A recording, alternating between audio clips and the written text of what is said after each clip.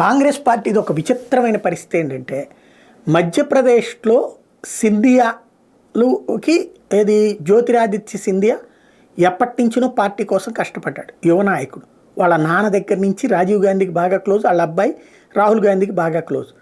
ఆ స్నేహం కొద్దీ కష్టపడి కిందసారి పార్టీని గెలిపించుకొచ్చాడు అతను. అయితే సోనియా గాంధీ దిగ్విజయ్ సింగ్, కమల్నాథ్లు ఇద్దరిని కూర్చోబెట్టి వాళ్ళిద్దరి మధ్య సంధి చేసి కమల్నాథ్కి ముఖ్యమంత్రి పదవి ఇచ్చింది, సింధియాని పక్కన పెట్టింది. ఆ సింధియా విరక్తితో 2 ఏళ్ల పాటు చూసి ఓ 25 మంది ఎమ్మెల్యేలని అవతలకు పట్టుకెళ్ళి బీజేపీలో చేరిపోయాడు. ఇప్పుడు విచిత్రం ఏంటంటే ఆ సింధియా బయటకు పోవడానికి పనిచేసినటువంటి కమల్నాథ్ మాజీ ముఖ్యమంత్రి ఇప్పుడు తన కొడుకు కోసం కాంగ్రెస్ను వదిలేశాడు. ఎందుకని? భారతీయ జనతా పార్టీ అంతకుముందు 15 ఏళ్ళు వరుసగా గెలుచుతూ వచ్చింది. మొన్నటిసారి కాంగ్రెస్ పార్టీ వచ్చింది కాబట్టి ఇక తమదే రాజ్యం అనుకున్నాడు. అందుకే సింధియా లాంటి వాళ్ళని తొక్కేశాడు.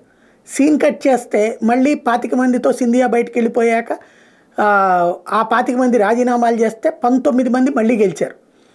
గెలిచి సింధియాతో పాటు అక్కడ భారతీయ జనతా పార్టీ స్ట్రాంగ్ అయిపోయి 3 ఏళ్ళు పరిపాలించింది. 18 ఏళ్ళు 20 ఏళ్లలో 18 ఏళ్ళు పరిపాలించింది భారతీయ జనతా పార్టీ కాబట్టి ఇక దానికి సీన్ లేదులే అనుకున్నది మొన్నటిదాకా కాంగ్రెస్ పార్టీ. ఈవెన్ అన్ని సర్వేలు కూడా నెక్ టు నెక్ ఫైట్ అని తేల్చినాయి. తీరా చూస్తే ఏకగ్రీవంగా గెలుచుకొచ్చింది. అక్కడ కాంగ్రెస్కి బీజేపీకి మధ్యన దాదాపుగా 50 సీట్ల తేడాతో గెలిచింది. అంటే ఇక మళ్ళీ 5 ఏళ్ల దాకా బీజేపీదే వస్తాం. రేపు పార్లమెంట్ ఎన్నికలు వచ్చేస్తున్నాయి.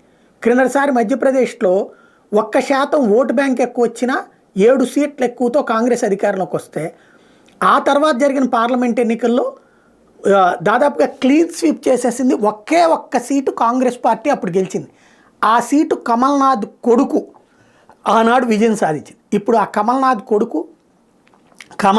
కలిసి నరేంద్ర మోడీ సమక్షంలో భారతీయ జనతా పార్టీలో చేరడం అన్నటువంటిది కీలకమైనటువంటి పరిణామం. మధ్యప్రదేశ్ లోక్సభకు ప్రాతినిధ్యం వహిస్తున్న ఏకైక కాంగ్రెస్ ఎంపీ నకుల్ నాథ్ వచ్చే ఎన్నికల్లో కూడా తన చింద్వాడా స్థానం నుంచి బరిలోకి దిగుతానని ఈ మధ్యనే ప్రకటించాడు. దీని మీద కాంగ్రెస్ నుంచి ఎట్లాంటి అధికారిక స్పందన రాలేదు. నకుల్ పార్టీని వీడటం అన్నటువంటిది ఇప్పుడు ఖాయమైపోయింది.